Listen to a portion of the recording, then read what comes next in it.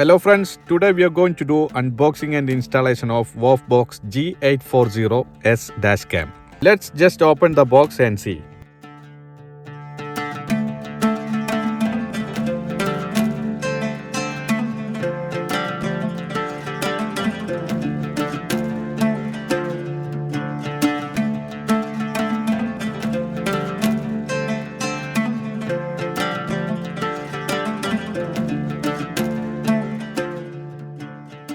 This is a 12-inch Full HD largest touchscreen.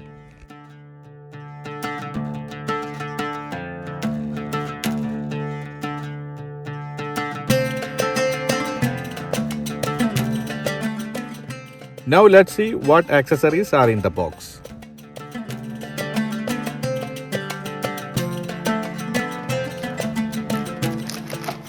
This is a GPS connector.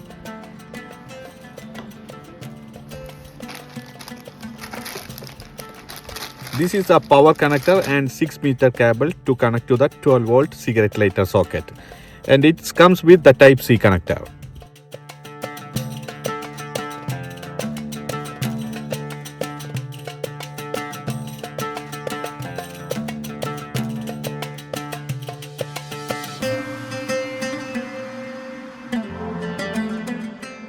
This is a Full HD 1080p rear view camera that performs 140-degree wide-angle video.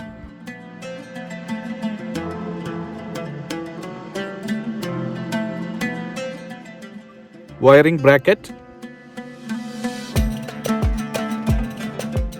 This is a 2-size bracket to connect to the existing mirror.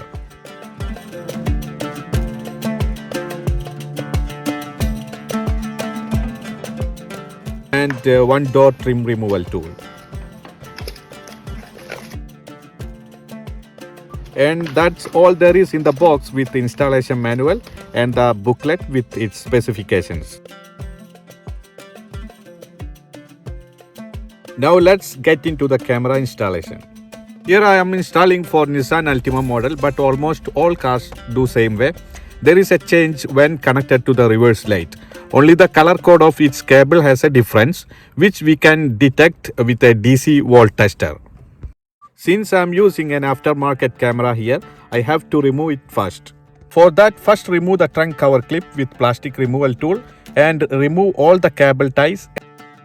Now let's attach the 12-inch HD screen to the existing mirror with this plastic bracket. It comes with the 2 size of plastic bracket. Choose the plastic bracket that is suitable for your existing mirror.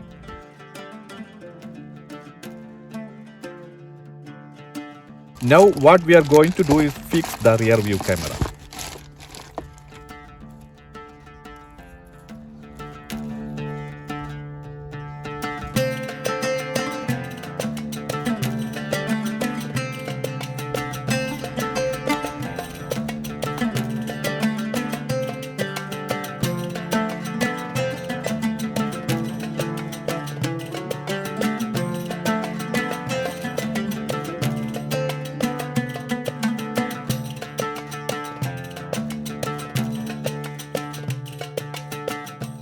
Here I am routing the cable for the rear view camera through the floor and not through the ceiling, which is that recommended original way.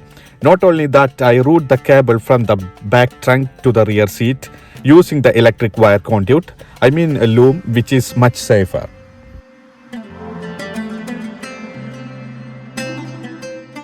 So I removed trunk cover.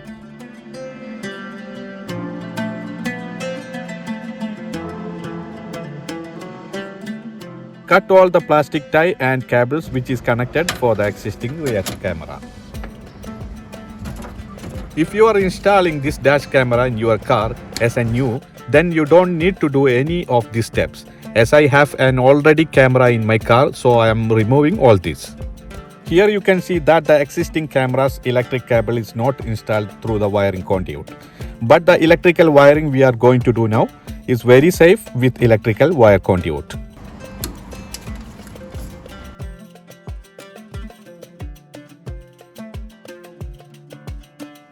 To remove it, remove the 4 bolt of the 10mm and also remove the plastic clip.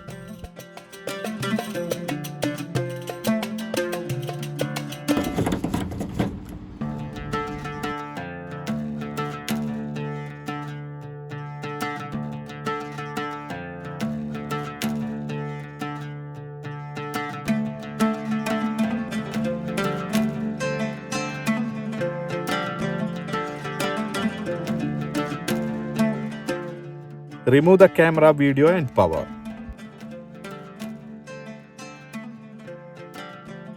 Remove the base.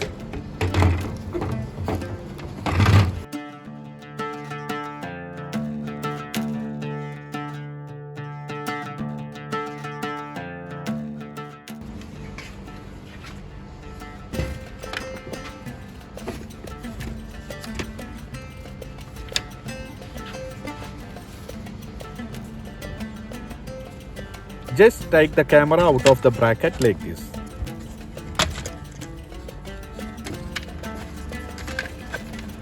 I want to remove this existing camera wires which is connected to the OEM radio. It was routed by me earlier. Remove this plastic retainer to open the reverse light connection. The reverse power from the left side, but in some cars it may be on the right side as well. Here reverse parking sensor is used for this car and it is connected to positive and negative of reverse light as seen here. These 4 cables go from the existing camera to the OEM head unit. Remove it because we don't need to anymore and close it properly. Here I have removed all the existing connections on the reverse light and this is the original connection to the reverse light.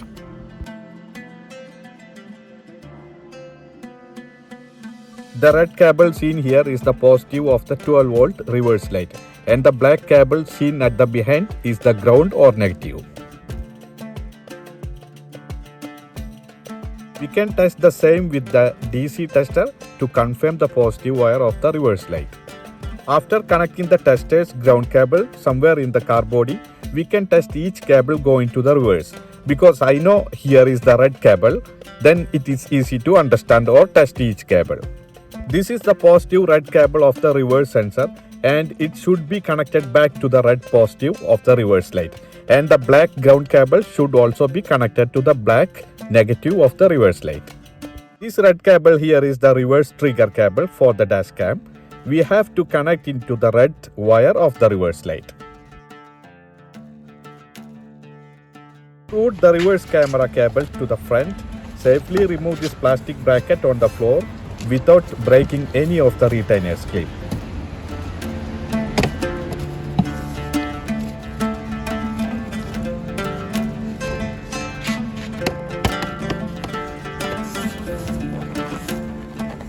Remove the wires from your existing camera.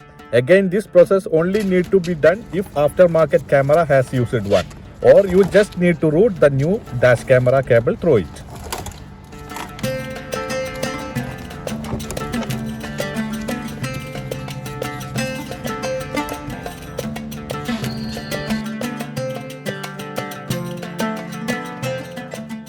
We need to remove the OEM radio so we can cut all the cables to the existing rear camera.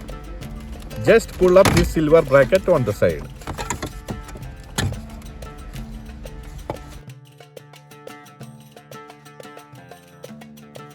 Pull this plastic base by hand to just side and remove very carefully.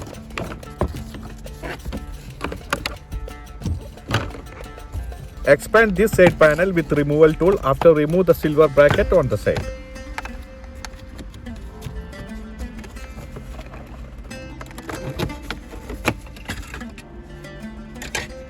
Remove these 4 screws from the head unit using Palimpsest screwdriver or cordless screwdriver.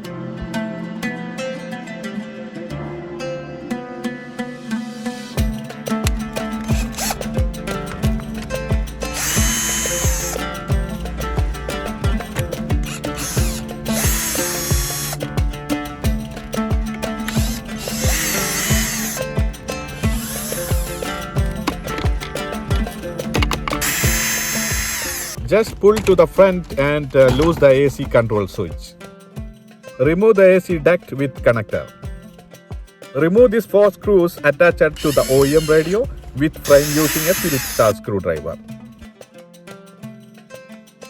These are the 4 cables coming from the back of the existing rear camera. Cut it out because we don't have any more.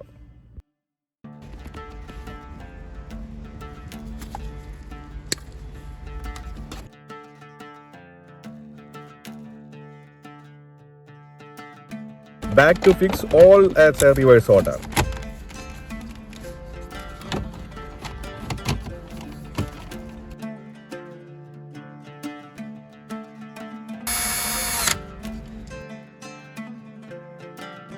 Now let's route the dash camera cable. After connecting to the camera, route it through the ceiling, through the A pillar and route it through the flooring. I have already routed like this.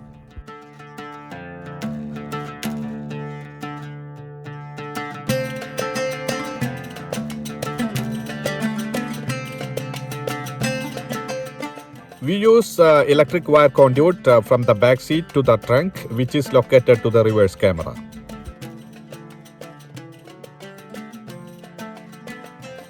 Carefully hide the cable routed through a pillar using the plastic removal tool. The cables are all properly routed through the flooring, and now close all plastic covers.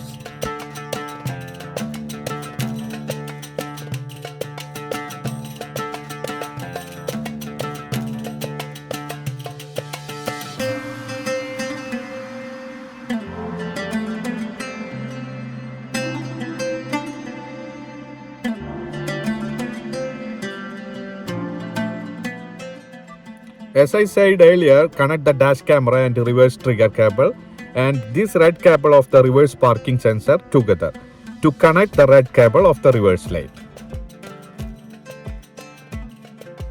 Also connect the black negative cable of the reverse sensor to the black cable of the reverse light. It's a ground cable. Here I have connected all the cables. As I said, what I do here is to solder with the soldering iron. That is the proper way, and then heat it with a plastic tube. If you don't have an electronics background or have a hard time, you can use the wire T connector I have shown above. Attach the 3M sticker and 2 screw to the camera properly and then fix it your plastic bracket. Here I do all the soldering and then heat the tube on top of it. I have not been able to capture video footage of the soldering with the camera on my left hand. Back to fix 10mm bolts as a reverse order. Attach the 3M sticker to the camera proper and then fix it on your plastic bracket. Because the trigger wire that comes with the camera is short, it cannot reach our reverse light, so a longer cable is routed. We have routed all the wires and it is very safe with electric wire conduit, Loom. Here I do all the soldering and then heat the tube on top of it. I have not been able to capture video footage of the soldering with the camera on my left hand. Now let's give all the connection to the 12-inch HD screen. GPS connector we need to route. Reverse camera connector and Type-C power. The first one you see in the Type-C power connector, which should be connected to a 12-volt cigarette light socket. Now the power is connected and the system is booting.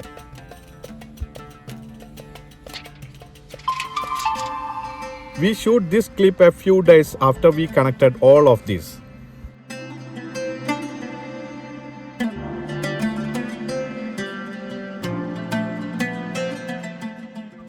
Its power, its reverse camera, its GPS and its next SD card slot.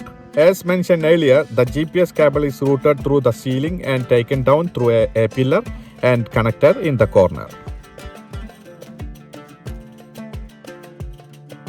Now let's see its settings.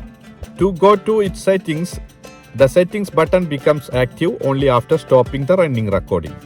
Recording stopped. The first is the resolution, which is the default and should be set to 4K with 1080p. Movie clip time, default 1 minute, I made it 3 minutes for my convenience. Next, reverse line. You can set the reverse line and change it according to the approximate length of your parking space. As you can see, the reverse camera is providing very good quality.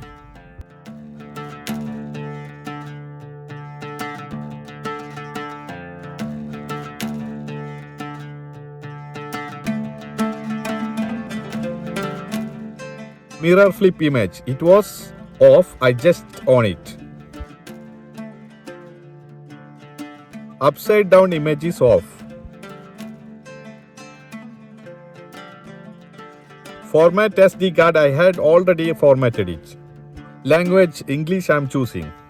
Screensaver off. G sensor sensitivity middle is okay. Volume low, it was middle, you can change it your convenient. Flicker, better to give the flicker screen 60 Hz. GPS information. GPS connected correctly. If the location is correct, a GPS connectivity like this will be displayed.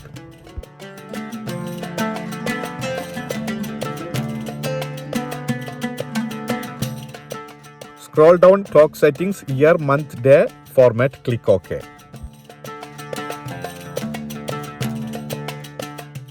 Time style, you can change it to your convenient. Daylight saving time off if you want to just on it. Speed unit km/h or mph. Speed compensation 0. Scroll down, speed remained. You can set the maximum speed limit of the local road you are using and you will get an alert without fine. I am choosing 130 km/h. Default boot display, it is better to choose the rear camera because you can directly see the front. Reset setup. If you face any trouble or problems with any settings, you can reset it to factory default. Product information, WOLFBOX G840S. Help center, that's it.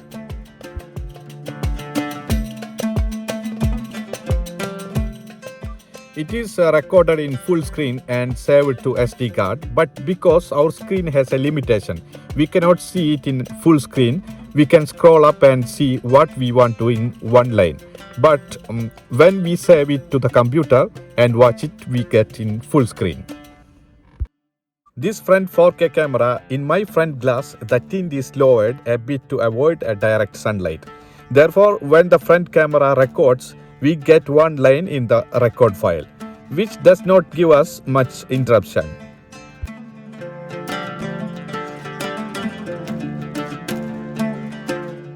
We can view 3 modes, front camera or back camera or both front and back as a flip mode.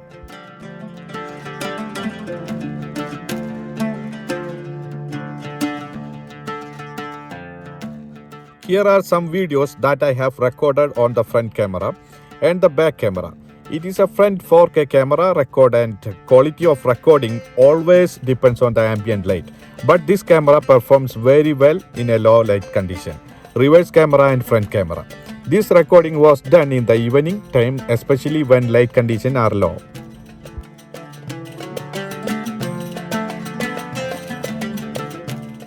The HD reverse camera is a super performer in all light conditions as well.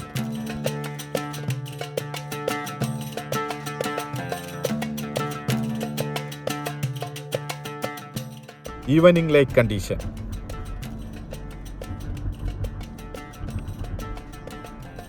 This is a night light condition. This camera power currently is connected 12-volt cigarette socket. When the car engine is turned off, the power to the camera is turned off and the recording stops. If you want to something that happened after the car was turned off, we could not get it in this condition. So we need to a power source to record 24 hours a day. A hardware kit of this brand is available to fix it. That is WOLFBOX Type-C ACC hardware kit. It comes with a circuit to avoid drying your battery. Next video I will show how to connect this WOLFBOX hardware kit. Overall, the front and back camera quality is very good and the touchscreen sensitivity is cool. It comes with the 32 GB micro SD card inside the box, and I'm currently using 256 GB micro SD card, and I'm editing this video after 2 months of fitting it, and from an experience I have used it on a daily basis for 2 months. It's a very good recommended quality product. I hope this video will be useful for everyone. Thank you.